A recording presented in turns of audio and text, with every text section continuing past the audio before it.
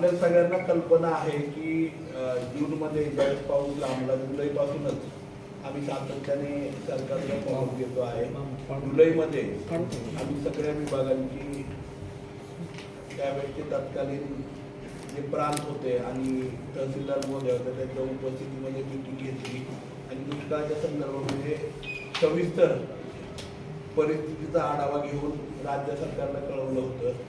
जुलैच्या नंतर आत्तापर्यंत जवळपास 5 मीटिंग ह्या तालुका स्तरावरती झाल्या. सातत्याने पाठपुरावा करून आपला तालुका हा दुष्काळ सदृश्य परिस्थितीमध्ये दुष्काळी तालुका, अति तीव्र दुष्काळी तालुका म्हणून त्या ठिकाणी राज्य सरकारने डिक्लेअर केला. मागच्याही महिन्यामध्ये आणि जानेवारीमध्ये आम्ही सातत्याने त्याच्याबाबतचा फॉलोअप घेतोय.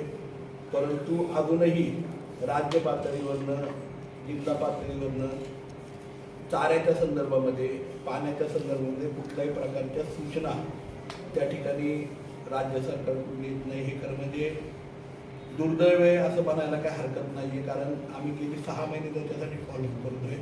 सगळे खाते स्थानिक लेवलला त्या ठिकाणी सहकार्य करतात, परंतु जो मदत किंवा जी तीव्रता दुष्काळाची आहे ती तीव्रता खरं म्हणजे सरकारला जाणवत नाही की काही नाही, ही अशी एक शंका आमच्या सगळ्यांच्या मनामध्ये यायला त्या ठिकाणी लागलेली आहे. अतिशय भयावह परिस्थिती त्या ठिकाणी आहे. काल शनिवारी सुद्धा MIDCच्या सीईनपर्यंत आम्हाला त्या ठिकाणी पाठपुरावा करावा लागला. तेव्हा कुठे MIDCच्या अधिकाऱ्यांनी त्या ठिकाणी पंचायत समितीच्या आज त्या भागामधनं जवळपास 70 टँकर रिफिल करण्यासाठी आज आपल्याला आवश्यकता आहे नीरा आणि जेजुरी परिसरामध्ये. त्याच्यामध्ये MIDCच्या अधिकाऱ्यांशी भांडावं लागलंय आणि त्या ठिकाणी सूचना करावी लागली. त्यानंतर सुद्धा ॲरोगंटली MIDCच्या अधिकाऱ्यांनी आत्ताच माझा व्हिडिओ मॅडमशी बोलणं झालं, ॲरोगंटली सांगितलं की तुमचा तुम्ही सोर्स पाईप काढून घ्या आणि त्यानंतर मग ते टँकर भरायला सुरुवात होईल. एवढी भयानक परिस्थिती आहे आणि का कॉपरेट करत नाही? आज श्रेय घ्यायला तालुक्यामध्ये सगळेजण पुढं असतात, पण बेसिकली काम करायला कोणच पुढं नाही. हे दुर्दैव खरं म्हणजे आम्ही खंबीरपणे सर्वसामान्य जनतेच्या मागे आहोत. आम्ही सगळी मंडळी म्हणजे या ठिकाणी राष्ट्रवादी काँग्रेसचे अध्यक्ष आदरणीय माणिकराव झेंडे पाटील आहेत, शिवसेनेचे अध्यक्ष त्या ठिकाणी अभिजितजी जगताप आहेत, काँग्रेस पक्षाचे अध्यक्ष आदरणीय प्रदीप अण्णा आहेत, आप्पा आहेत, नंदीबाका आहेत, युवक राष्ट्रवादीचे अध्यक्ष या ठिकाणी आहेत, संभाजीनाना कुलकुर्ती, विठ्ठल आबा सर्वच म्हणजे पदाधिकारी आदरणीय सुधाकर आप्पा या ठिकाणी आहेत. आमची भूमिका हीच आहे की आज सरकारच्या माध्यमातून आपण प्रत्येक गोष्टीचं श्रेय सगळे मंडळी घेतोय, परंतु ते कामामध्ये सुद्धा दिसलं पाहिजे. आलेल्या कामाचं श्रेय घेण्यापेक्षा ते काम पुढाकाराने करणं गरजेचं आहे. आणि आज खरोखर भयानक परिस्थिती तालुक्यामध्ये प्यायच्या पाण्याचं दुर्भिक्ष आहे. आज पुरंदर उपसाचं काम सुद्धा चालू आहे, तो भाग सुद्धा आता प्रचंड प्रमाणामध्ये त्या ठिकाणी पाण्याची क्युरिओसिटी तयार झालेली आहे. आज चाऱ्याच्या बाबतीमध्ये अक्षरशः एवढी भयानक परिस्थिती आहे की चारा कुठेही उपलब्ध नाही आहे. आज आम्ही औरंगाबाद परिसरामधनं काही इतर परिसरामधनं त्या ठिकाणी चारा मागवतो. तोही चारा आम्हाला फेब्रुवारीच्या 20-25 तारखेपर्यंत त्या ठिकाणी उपलब्ध होणार आहे. तो चारा आम्ही शेतकऱ्यांच्यापर्यंत आम्ही संस्थात्मक पातळींवरती काही NGOजला काही सहकारी संस्थांना एकत्रित घेऊन करतोय. अभिजितजी जगतापांनी त्यांच्या संघटनेच्या माध्यमातून शिवसेना उद्धव ठाकरे गटाच्या माध्यमातून मोठ्या प्रमाणात चारा बरेच ठिकाणी वाटप केलेलं आहे. आम्ही काही मंडळी त्या ठिकाणी चाऱ्याचं वाटप केलेलं आहे. परंतु आज खरं बघायला गेलं तर सरकार म्हणून मला वाटतं की याच्याबाबतची आजही सरकार त्या ठिकाणी कुठली दखल घेत नाही. आज कामांच्या बाबतीमध्ये तसंच आहे. नॅशनल हायवेचं काम अतिशय निकृष्ट दर्जाचं चालू आहे. नॅशनल हायवेच्या बाबतीमध्ये सासवड असेल, हिवरकरमाळा असेल, दिवे असेल, झेंडेवाडी असेल, त्याचप्रमाणे जेजुरी असेल, नीरा असेल, पिसुर्टी असेल, दौंडज असेल, वागदरवाडीचा रस्ता असेल, हे एवढे प्रॉब्लेम आहेत. 10 वेळा त्यांना मीटिंग त्या ठिकाणी सांगितलेलं आहे. कुठल्याही प्रकारे सिरियसनेस त्याच्यामध्ये नाही आहे. आज कुठला कॉन्ट्रॅक्टर असलं तर तो बोलतो मी आमदार आता तर मुख्यमंत्र्यांची आमची सोयरीक झाली, त्यामुळे कॉन्ट्रॅक्टर सुद्धा सध्या मंत्र्यांच्या आणि नेते मंडळींच्या सोयरिकीमध्ये आले. त्यामुळे दुर्दैव असं झालेलं आहे की नक्की बोलायचं कुणाला? या राज्यामध्ये अराजकता तरी कशाची विकास कामांची आहे, दुष्काळाची पण आहे, कामांच्या निधीच्या बाबतीमध्ये पण आहे, काम करण्याच्या बाबतीमध्ये पण आहे. आणि ही सगळी अवस्था असताना मला वाटते खरोखर प्रचंड अराजकता समाज बांधवांमध्ये आमच्या सगळ्यांच्यामध्ये आहे. आणि त्यामुळे आम्ही सगळे पक्ष मिळून आज त्या ठिकाणी निर्णय घेणार आहोत की मोठ्या प्रमाणावरती आंदोलन या संदर्भामध्ये एकत्रितपणे घ्यायचं. 18 तारखेला या देशाचे माजी कृषी मंत्री आणि लोकनेते आदरणीय शरदचंद्रजी पवार साहेब यांची सभा सासवडला आचार्यात्री सभागृहामध्ये त्या ठिकाणी होणार आहे. त्याही सभेमध्ये त्यांचं मार्गदर्शन आम्हाला निश्चितपणे होईल. परंतु मला एक गोष्ट सांगायची की खरोखर सरकारचं चाललंय तरी काय, कोण येतंय, कोण जातंय, कोण सोडतंय, कोण येतंय, ह्याच्यामध्येच आपला संपूर्ण दिवस चाललाय. परंतु सर्वसामान्य माणसाला पाणी पाजायला आणि सर्वसामान्य मोठ्या जनावरांना चारा यायला तरी कोण आहे का नाही शिल्लक, ही अवस्था त्या ठिकाणी झालेली आहे. पुरंदरची तर अवस्था तुम्ही बघताय. आज आमच्याकडे प्रांतही नाहीये, आमच्याकडे तहसीलदार पण नाहीये, आमच्याकडे DYSP पण नाहीये.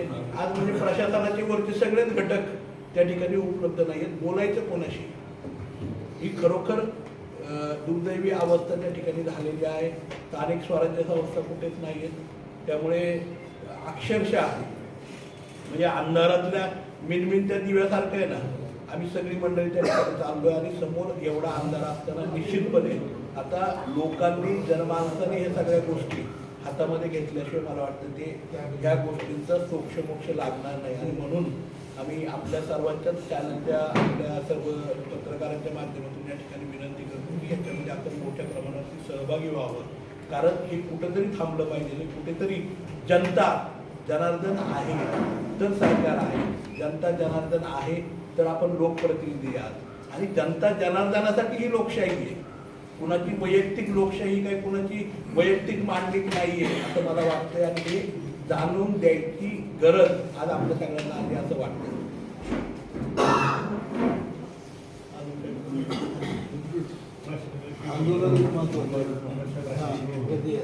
आता सगळ्याच गोष्टी आहेत. आता प्रशासकीय भवनची मागणी तुम्हाला माहिती आहे. 15 ऑगस्टला आम्ही सुरुवात करणार होतो प्रशासकीय भवनला. 15 ऑगस्ट पासून आजपर्यंत प्रशासकीय भवन झालं नाही. काही अतिशहाणे आहेत ना, ते म्हटले आम्ही एवढं चांगलं प्रशासकीय, त्या प्रशासकीय भवनला आकारही नव्हता, वकारही नव्हता. त्याला LDO ऑफिस पण उपलब्ध नव्हतं. सगळ्या गोष्टी केल्या. फर्निचर LDO ऑफिसचं, रजिस्टर ऑफिसचं आणि त्या ठिकाणी तहसीलदाराचं ऑफिसचं झालं, शिफ्ट करायचं ठरलं. काही महाशयांनी ते 15 ऑगस्ट पासून थांबून ठेवलं. कुणीतरी यावं आणि उद्घाटन करावं म्हणून. दुर्दैव असं आहे याचं की मधल्या काळामध्ये आजही नागरिकांना अस्वच्छता त्या ठिकाणी आहे. स्वच्छतेची कुठल्याही प्रकारे टॉयलेटची उपलब्धता नाहीये, आपण बघितलं असेल. आणि आता जर हाईट केली, ते CPU EVMचा जो CPU आहे तोच तिथं चोरीला गेला. आता आम्ही काय म्हणायचं ना, लोकशाही. त्यामुळे मी आपल्याला सगळ्यांना माहिती आहे, तिला आणि सगळ्यांनी मी मागणी केली की कुठं काय होतं जगात मला माहिती नाही, परंतु माझ्या पुरंदर तालुक्यात तरी आता EVMचा CPU कंट्रोलर गेलेला आहे. त्यामुळे आता पुरंदर तालुक्यामध्ये तरी तुम्ही आहे ना बॅलेट पेपरवरती त्या ठिकाणी निवडणुका घ्याव्यात. कारण आता EVM वरती तर विश्वास राहिला नाही. तो आता CPU कुणी नक्की त्याला कॉपी केलं किंवा कंट्रोल कसं करायचं हे कळालंय. त्याप्रमाणे निश्चितपणे बघावं लागणार आहे. आणि हे दुर्दैव आहे. आज एखाद्या गोष्टीसाठी किती सर्वसामान्य जनतेला वेठीला धरायचे, याला सुद्धा खरं म्हणजे लिमिट असतं. आणि मला वाटतंय की या सरकारने जसं 100 गुन्हे काय म्हणतात त्याला, त्या ह्यांनी गुन्ह्याचे दालते गुन्हे, शिशुपालाचे 100 गुन्हे त्या ठिकाणी मला वाटते तसे जनतेने आता ठरवलेलं दिसतंय. 100 गुन्हे आता पूर्ण झालेले आहेत. आणि कुठंतरी आता याला शिक्षा करण्याची आवश्यकता आहे असं मला निश्चितपणे वाटतं. आणि म्हणूनच जन आंदोलनाच्या माध्यमातून आम्ही सगळेजण एकत्रितपणे हे जन आंदोलन उभं करू. त्या ठिकाणी ह्या सगळ्या गोष्टींचा उभं त्या ठिकाणी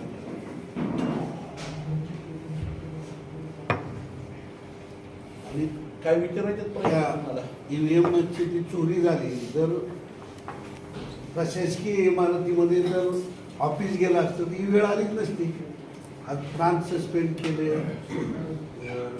DYSPला सस्पेंड केलं, PSIला सस्पेंड केलं, तहसीलदार सस्पेंड केलं, ही वेळच आली नसती ना.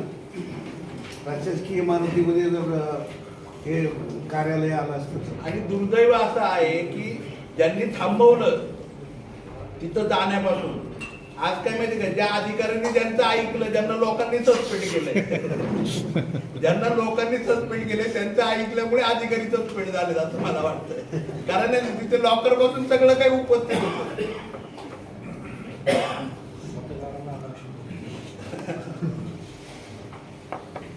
काही विचारायचे प्रश्न आपल्याला?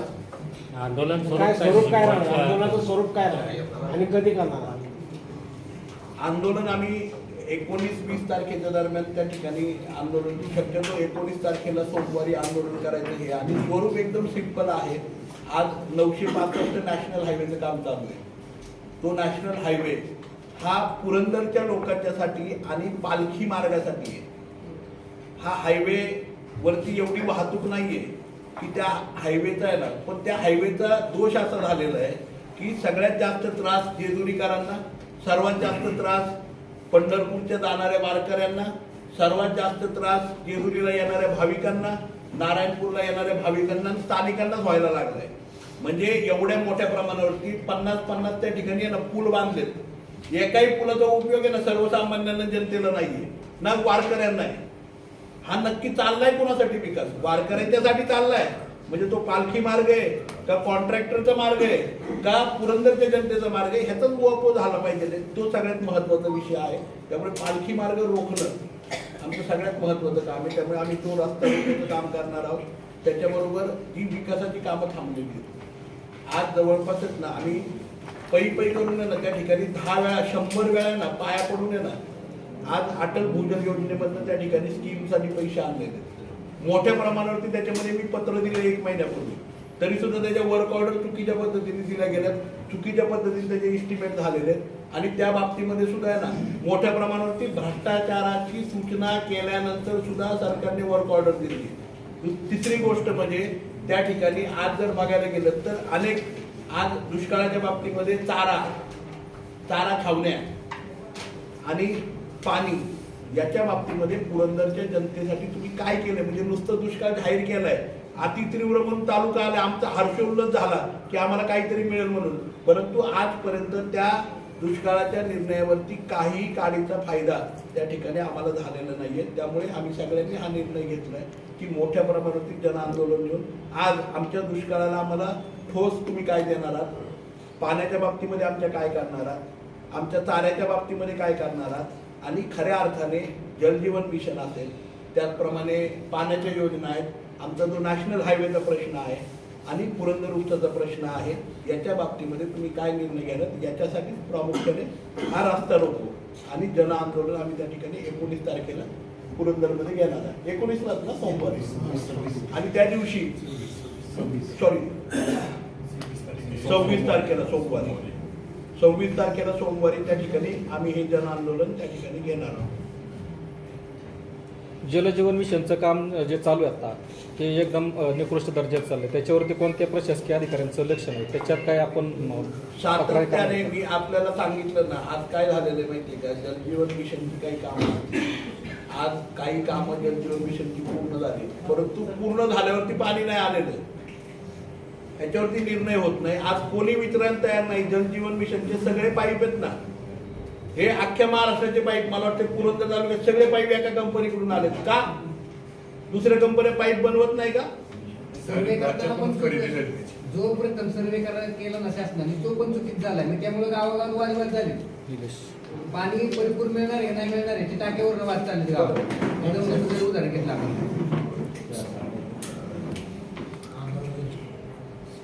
आणि काय झालंय, घडी व्यवस्था आणि विकासाची कामं ही निश्चितपणे कॉन्ट्रॅक्टर करतायत, शासन करतंय, तर काय ह्याच्यावरती मोठा प्रश्न तयार झालेला आहे. आज जलयुक्त शिवारचं काम आहे, पुरंदर तालुक्यातल्या जलयुक्त शिवारची इन्क्वायरी चालू आहे. आज नव्याने जलयुक्त शिवार 2ची कामं सुद्धा काही ठिकाणी आहे ना परस्पर आहेत ना, म्हणजे लोकप्रतिनिधी म्हणून मला माहीत नाहीये, स्थानिक स्वराज्य संस्थांचे प्रतिनिधी नाहीयेत, आमच्या बीडीओंना माहीत नाही, आमच्या तहसीलदारांना माहीत नाही, आमच्या प्रांतांना माहीत नाही, आपोआप कुठनं आकाशातनं पडली का काय?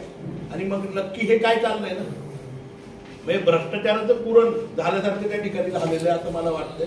आणि म्हणूनसाठी आहे ना हे सगळ्या गोष्टी आहेत ना उहापोह त्या दिवशी आपल्याला 26 तारखेला करावं लागणार. नवीन प्रशासकीय इमारतीमध्ये निवडणूक नायब तहसीलदार आहेत आपले, त्यांचं कार्यालय तिकडे शिफ्ट झालं आणि EVM मशीन ह्या बाजूला ठेवल्या होत्या.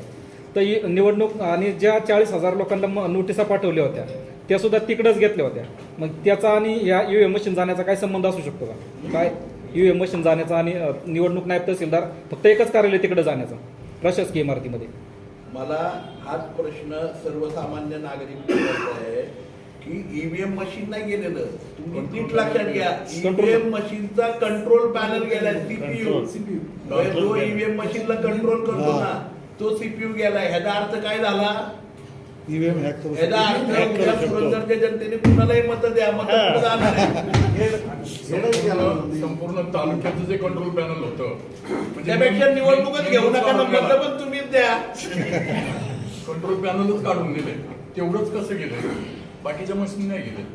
मध्यंतरी प्रशासकीय इमारतीच्या तिथं तुम्ही तीव्र आंदोलन केलं होतं. त्यानंतर प्रातिनिधिक स्वरूपात काही तालुक्यातील महिलांच्या माध्यमातून एक आंदोलन स्वरूपामध्ये उद्घाटन झालं किंवा ते चालू होईल अशी एक आशा निर्माण झाली होती. परंतु आता एवढं सगळं होऊन सुद्धा प्रशासकीय इमारतीमध्ये प्रशासनाचे कार्यालय चालू होण्याला मुहूर्त लागत नाही. या बाबतीत काय म्हणाल? नेमकं कधी होणार ते? आता आम्हाला कधी पुरंदरकरांना कधी त्या प्रशासकीय इमारतीतून कारभार चालू होताना बघायला मिळेल?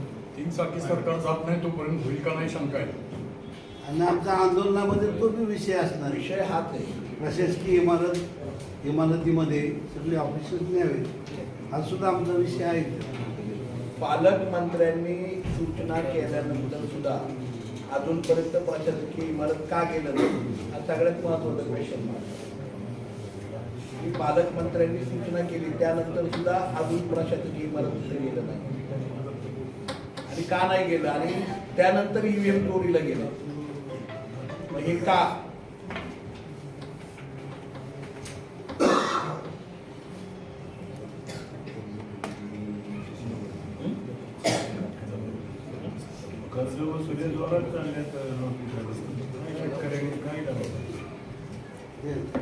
दुष्काळ जाहीर केला आणि कर्ज वसूल मात्र चालू आहे. काय कुणाची वाढली ऊस गेल्यात 5 टन 10 टन त्याचे सुद्धा बँक कापून आणते पैसे. ते सुद्धा थांबवले नाही ना. कर्ज वसुली पण थांबली पाहिजे दुष्काळीमध्ये. दुष्काळाचं जे नॉर्म्स आहे कुठलाच लाभ केलेला नाही, कुठलंच नाही. म्हणजे मुलांची फी असेल, शाळेची फी असेल, परीक्षेची फी असेल, पिण्याचं पाणी असेल, चाऱ्याचा प्रश्न असेल, पाणी टंचाई जिथे तिथं तातडीने बोरवेल घेणं, तिथल्या लोकांना पाणी कसं देता येईल, असली कुठलीही गोष्ट कर्जमाफीचा असेल किंवा कर्ज वसुलीचा विषय असेल, त्या सगळ्या विषयात सरकार ठप्प आहे. आणि इथल्या अधिकारी कुणी त्याच्यात सहभाग घेत नाही, कारण वरूनच काही निर्णय होऊ शकत नाही. मग वरती सरकार आहे का नाही अशी परिस्थिती त्या ठिकाणी झाली. त्यांच्यातच चाललंय फक्त. म्हणजे 3 पायाचं सरकारची चाललंय, 3 चाकाचं, की कोणचं चाक कोणीकडे ओढतंय, कोणचं चाक कोणीकडे ओढतंय तेच कळत नाही. पण आता जर बघितलं तर भाजपने काल परवापासून एक उपक्रम राबवलाय की ज्या माध्यमातून एक पॉम्पलेट्स ब्रॉशर जे त्यांचं वाटप चालू आहे आणि त्यामध्ये पुरंदरमध्ये किंवा राज्यामध्ये देशामध्ये कोणकोणत्या विविध योजनांचं वाटप केलं जाते किंवा शेतकरी असेल, महिला, तरुण, बेरोजगार यांच्या नवीन उद्योजक स्टार्टअपसाठी या बाबतीत माहिती दिली जाते. तुम्ही तर म्हणताय की काहीच पोहोचलं नाही पुरंदरमध्ये आणि एकीकडून भाजप तर माझी पत्रकारांना विनंती आहे, काही पोचलं असेल तर आम्हालाही तुम्ही सांगा ना काय सांगा. आम्ही लाभधारकांना भेटू, आम्हालाही आनंद वाटेल. आम्ही विनंती करू त्यांच्याबरोबर. आमच्यापेक्षा तुम्हाला जास्त माहिती पाहिजे. तुम्ही सांगा. त्या ठिकाणी गेल्यानंतर त्यांना काय रिॲक्शन आले हे आम्ही वाचतोय ना. हे लोक त्या पद्धतीने रिॲक्ट होतात. काय त्यांना मिळालं तुम्ही तरी सोडून जातात प्रत्येक गाव. हे कसं करते? शासन आपल्या दारी कार्यक्रम जेजुरीमध्ये घेतला. एवढी मोठी गर्दी केली, लोकांना 5-5 तास बसवलं. मुख्यमंत्री 2 उपमुख्यमंत्री त्या ठिकाणी आले. पुरंदरमध्ये एका माणसाला लाभ मिळाला का? तुम्ही स्वतः नाही, एका माणसाला लाभ नाही मिळाला का? रेशनिंग कार्ड रोजच मिळतंय, तलाठ्याचा दाखला रोजच मिळतोय, उत्पन्नाचा दाखला रोजच मिळतो. नवीन काय दिलं? शासन आपल्या दारी हा कार्यक्रम राबवला, 3 वेळा रद्द झाला. त्या मंडपवाल्याला करोडो रुपये खर्च केले. करोडो किती करोड केले ते त्यांनाच माहिती. त्याचा हिशोब कुणी देत नाही. आणि मग एवढी लोक आणली एसटीने, सकाळी बसवली 10 वाजता.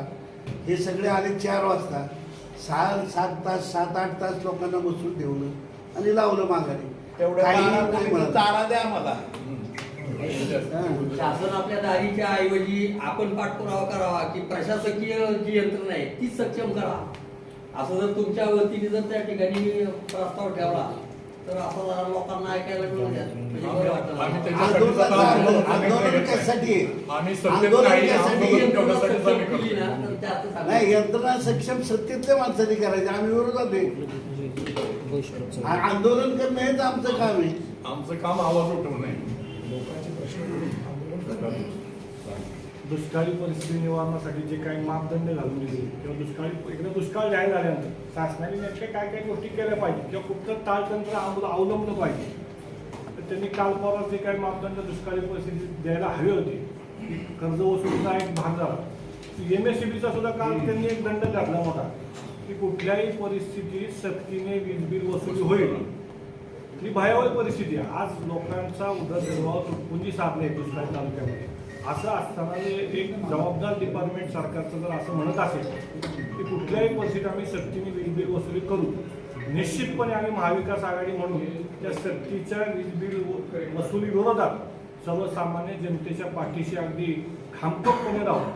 हा झाला एक MSCBचा भाग. कुठल्याही प्रकारची सरकारी नियम सरकारी कारवाई असेल, सर्वसामान्य माणसाकडे त्याची थकबाकी असेल, निश्चितपणे आम्ही ती जोपर्यंत शेतकऱ्याला मुभा आली, जोपर्यंत शेतकऱ्याला तेवढा वेळ आला, तो वेळ देऊनच सरकारने ती वसुली करावी यासाठी आम्ही सर्वच जण निश्चितपणे प्रयत्न करू. अन्यथा आम्ही उग्र आणि तीव्र स्वरूपाचं आंदोलन करू. ही सुद्धा त्यातली एक महत्वाची बाब आहे. पुरंदर उपसा सिंचनबद्दल एक प्रश्न आहे की 15 फेब्रुवारीला त्याचं काम पूर्ण होणार होतं, तो त्यांनी कार्यकाल दिला होता. नक्की कामाची स्थिती काय आणि 15 फेब्रुवारी नंतर नक्की पाणी शेतकऱ्यांना मिळणार? पुरंदर उपसाच्या ह्याच्यामध्ये जर बघितलं तर आपल्याकडे जलसंधारण आणि ह्याच्या माध्यमातून काम सुरू होतं. इलेक्ट्रिक आणि जे पंप दुरुस्ती आहे, मोटर आणि इलेक्ट्रिफिकेशन, ह्याच्यासाठी आपण परत एकदा आहे ना पालकमंत्र्यांशी बोलून त्या ठिकाणी आपण सोमेश्वर कारखान्याची जी टीम आहे त्याला ॲडिशनल लावलं आणि ते काम पूर्ण करून घेतलं. पुढच्या 5 ते 6 दिवसामध्ये पुरंदर उपसाचं काम त्या ठिकाणी पूर्ण होईल. पंप्स आपण तात्पुरत्या स्वरूपामध्ये चालू केलेले आहेत की जे जेणेकरून 6 महिने त्या ठिकाणी ते पंप राहतील. तिथली जी दुरुस्ती आहे, तिथं कचरा गळत होता किंवा काय होतं, ती सगळी जाळी लावून त्याची दुरुस्ती केलेली आहे. साधारणतः 20 तारखेपर्यंत 19 ते 20 तारखेपर्यंत ती स्कीम चालू होईल आणि त्या स्कीममधनं पाणी यायला सुरुवात होईल. आपण आता म्हणतो दुष्काळी परिस्थिती आहे, तीव्र दुष्काळाचा तालुका म्हणून आपला जाहीर झालेला आहे. आता तालुक्यातील जे पाणी पुरवठा, पिण्याचा पाण्याचा पुरवठा करणारी जी धरणं आहेत त्यामधल्या पाण्यासाठ्याच्या बाबतीत आता काय परिस्थिती आहे? पाण्यासाठा जो आहे धरणांमधला, त्या बाबतीत आता एक्झॅक्टली काय परिस्थिती आहे? पाणी साठ्याची भयानक परिस्थिती म्हणजे मार्चच्या पहिल्या आठवड्यामध्ये, मागच्या महिन्यामध्येच आम्ही रिव्ह्यू घेतला होता तहसीलदार महोदयांच्या बरोबर, प्रांत मॅडम पण होते त्याला. मागच्या महिन्यात रिव्ह्यू घेतला त्यावेळेस नागरिक किंवा सगळ्या परिसरामध्ये आता पाण्याचा सोर्स आपल्याला कुठलाही राहिला नाही. वीज धरणाशिवाय कुठलाही पाण्याचा सोर्स त्या ठिकाणी राहिलेला नाही आहे. मध्ये आम्ही जाणाई शिंचाईला सुद्धा फॉलोअप करून पाणी त्या ठिकाणी सुटलं. त्याच्यामुळे 1 महिना 1.5 महिन्याचं रिलीफ नायगावचा काही वरचा परिसर असेल पूर्वेकडचा, त्याचप्रमाणे पांडेश्वरचा असेल, विसे आणि राजूरच्या परिसरामध्ये आहे. पुरंदर उपसाचं पाणी सुटल्यानंतर काही प्रमाणात जनावरांच्या पाण्याच्या बाबतीमध्ये थोडंफार रिलीफ मिळणार आहे.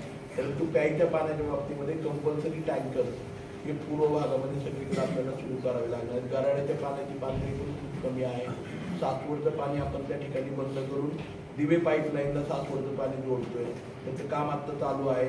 दिव्याची जर पंचक्रोशीची जलजीवनची काम आता पूर्ण होईल या 20 तारखेपर्यंत. ते झाल्यानंतर दिवे आणि सोनवडी या गावांचं जे आता टँकर चालू आहेत ते टँकर स्विच ऑन करून इतर ठिकाणी वापरता येणार आहे.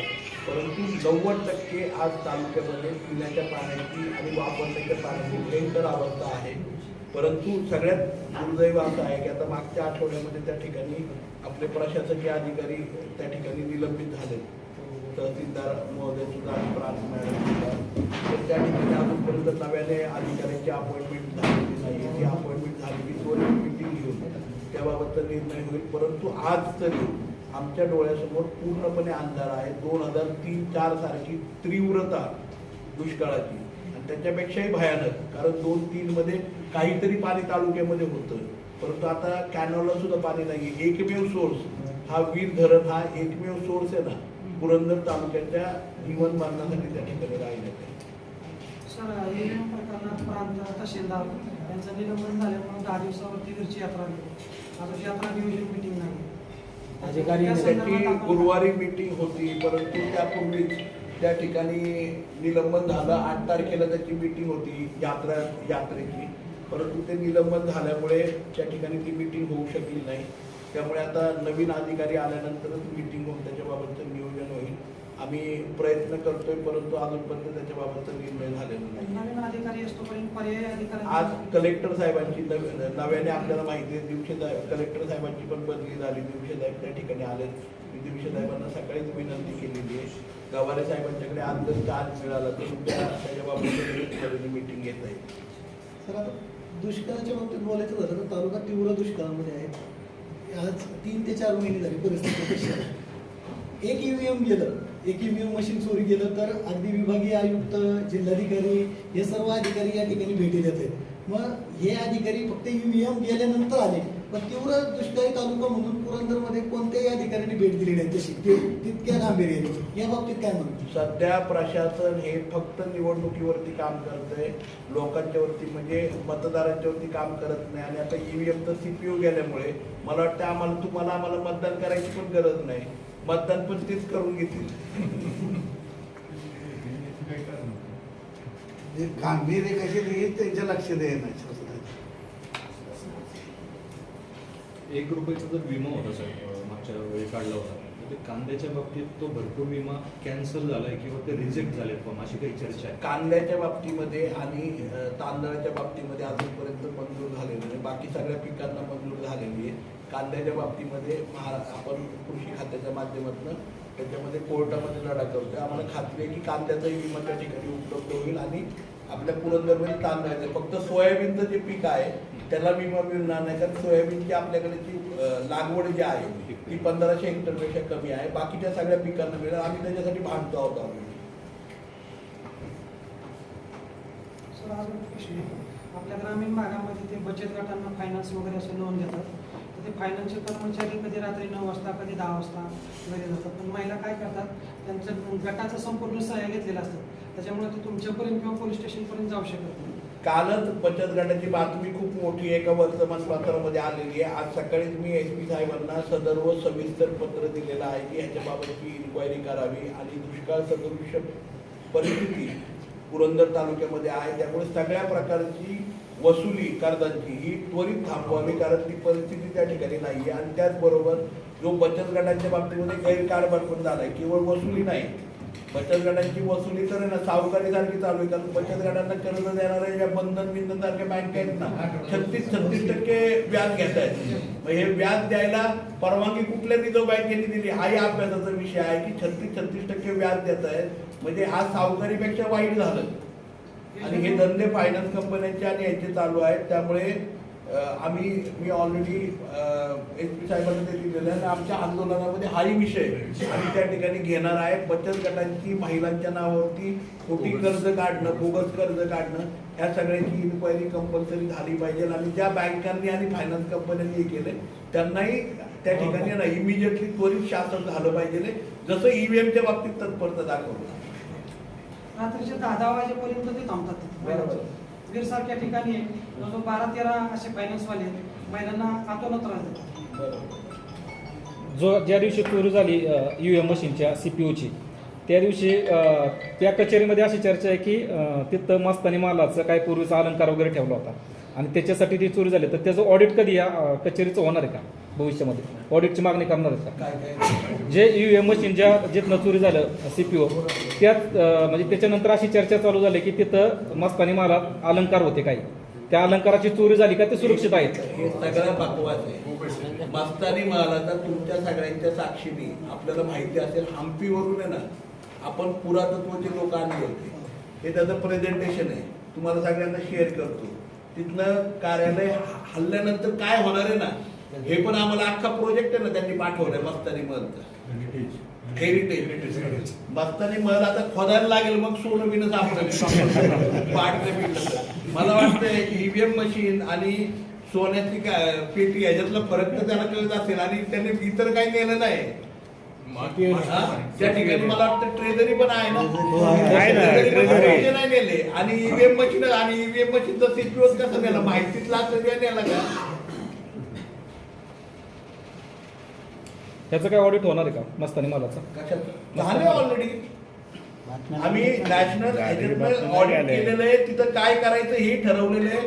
त्या ठिकाणी कशा प्रकारे ना त्याला हे करायचं ह्या सगळ्याचा प्रस्ताव तयार झालेला आहे ऑलरेडी.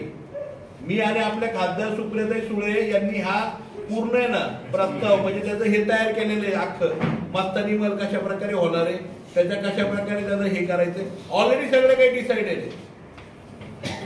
फक्त जागा मोकळी होत नाही म्हणून अख्खे सगळे फोटो आहेत त्याच्यामध्ये.